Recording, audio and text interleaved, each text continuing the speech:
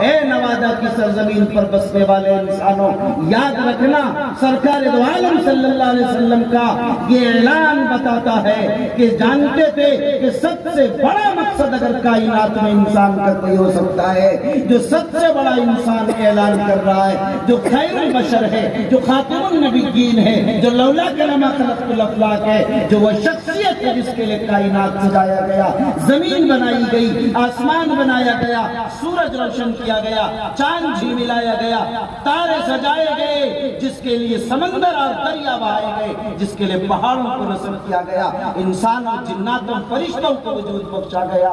فرمایا یاد رکھو اے لوگوں، وہ اس لیے اعلان کیا کہ میں معلم بنا کر بھیجا گیا ہوں۔ کیا آپ جانتے تھے کہ اللہ تعالیٰ نے اس امت کو علم کا تمغہ، علم کا تحفہ، علم کا انعام، علم کا امتیاز، علم کا اختصاص عطا کیا ہے۔ ہر امت کو کوئی نہ کوئی اختصاص دیا جاتا ہے، امت محمدیہ کو علم دیا گیا ہے۔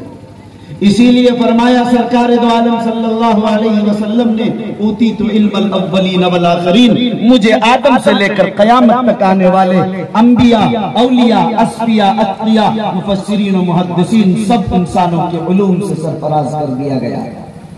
کوئی ایسا علم نہیں جو موسیٰ کے پاس ہو، محمد رسول اللہ کے پاس نہ ہو، عیسیٰ روح اللہ کے پاس ہو اور محمد رسول اللہ کے پاس نہ ہو۔ کوئی ایسا علم نہیں ہے کہ جو آدم کو دیا گیا ہو اور محمد رسول اللہ کو نہ دیا گیا ہو، عیسیٰ کو، یحییٰ کو دیا گیا ہو، آپ کو نہ دیا گیا ہو، زکریا کو دیا ہو، آپ کو نہ دیا ہو، ابراہیم کو دیا ہو، آپ کو نہ دیا ہو، اسماعیل کو دیا ہو، آپ کو نہ دیا ہو، اسحاق کو دیا ہو، آپ کو نہ دیا ہو، یعقوب کو دیا ہو اور آپ کو نہ دیا ہو، نوح کو دیا ہو، یوسف کو دیا ہو، حضرت ایوب کو دیا ہو۔ کسی کو بھی کوئی علم دیا گیا ہو، علم آپ کو نہیں دیا گیا ہو، ایسا نہیں ہے۔ اسی لیے قرآن کو خلاصہ کتب کہا جاتا ہے کہ تمام کتابوں کے، تمام صحائف کے، تمام آسمانی پیغامات کا خلاصہ قرآن مجید کو بنا دیا گیا ہے۔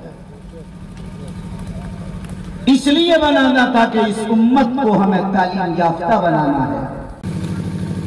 ایک گاؤں میں ایک عابد صاحب رہتے تھے، رات بھر اللہ کی عبادت میں، تلاوت میں، ریاضت میں، مجاہدے میں، اللہ کے سامنے ہاتھ اٹھا کر اللہ سے مانگنے میں لگے رہتے، لیکن قرآن کی جب تلاوت کرتے، اللہ سے دعائیں مانگتے تو اتنی بلند آواز سے کہ گاؤں کے محلے کے لوگ بھی پریشان ہو جاتے ان کی آواز سے۔ رات کے سناٹے میں آوازیں چیرتی ہوئی گھروں تک اور دور تک پہنچ جاتی ہیں۔ لوگوں نے سمجھایا کہ عابد صاحب آپ عبادت کرتے ہیں، بڑی اچھی بات ہے، مگر آپ خدا را اتنے زور سے اور بلند آواز سے عبادت نہ کریں، مسجد کے پڑوس میں رہنے والے لوگوں کو تکلیف پہنچتی ہے، ان کی نیند خراب ہوتی ہے۔ عابد صاحب نے ایک نہیں مانا، دوسرے روز اور زوردار انہوں نے شروع کر دیا کہ اللہ کی عبادت سے ہمیں روکنے والوں سے ہم رک جائیں گے۔ معلوم ہے کہ حکمت و مصلحت بھی علم اور معرفت بھی بہت ضروری چیز ہے، اور زور و شور سے کرنا شروع کر دیا۔ اگلے دن محلے کے سرپنچ صاحب، مکھیا صاحب، فلاں صاحب بیٹھ کر سمجھایا، ارے بھائی عبادت کرتے ہو اس اللہ کی جو اللہ پہاڑوں کی چٹانوں کے نیچے رینگنے والے ایک کالے کیڑے کو رات کی تاریکی میں دیکھ اور سن رہا ہے، خدا را اس اللہ کی عبادت کر رہے ہو تو تم اتنا زور شور سے کیوں؟ آہستہ عبادت کر لو، مسلمانوں کو، پڑوسیوں کو تکلیف پہنچ رہی ہے۔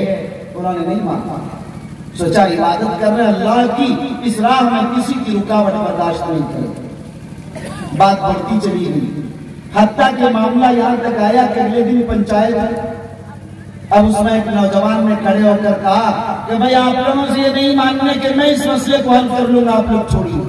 لوگوں نے کہا کہ اے اللہ کے بندے، بڑے بوڑھوں کی تو نہیں مان رہے، تمہاری نوجوان کی کیا سنی؟ نہیں ہو جائے گا اس کا۔ لوگوں نے مان لیا کہ ٹھیک ہے، بڑی اچھی بات۔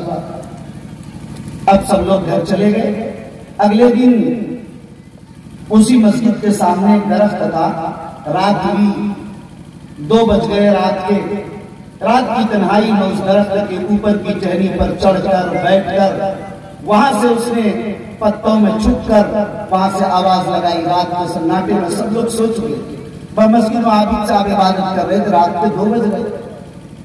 یا عبدی تم الوقت یا عبدی قبلت العبادہ الی آخری. اے میرے بندے عبادت قبول کر لی گئی. داروں جنت رضوان جنت کے دروازے تمہارے لیے کھول دیے, اس لیے جلد از جلد جنت میں آ جاؤ. انہوں نے سوچا کہ کیا آواز, کس کی آواز؟ باہر دیکھا کوئی انسان, نہ آدم ذات, نہ کوئی جن, نہ فرشتہ, نہ کوئی انسان, کوئی نظر نہیں. پھر اندر چلے. پھر تھوڑی دیر بعد آواز آئی, یا عبادی قبلت العبادہ. پھر باہر کوئی آواز نہیں.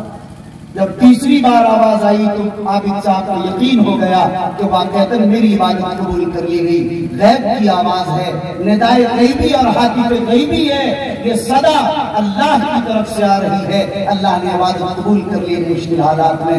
جب میں لوگوں کے روکنے سے نہیں رکا, اللہ نے قبول کر لی. اب جنت ہی جانا.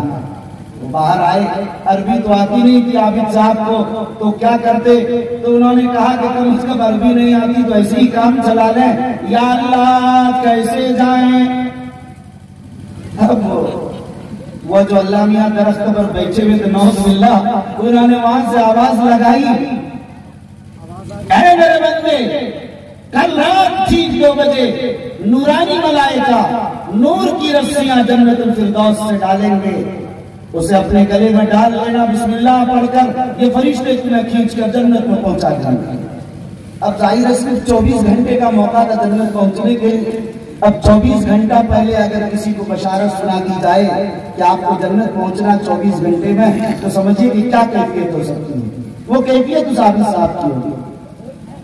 کسی طرح کر کے فجر ہوئی, اشراق پڑھ کر گھر آئے.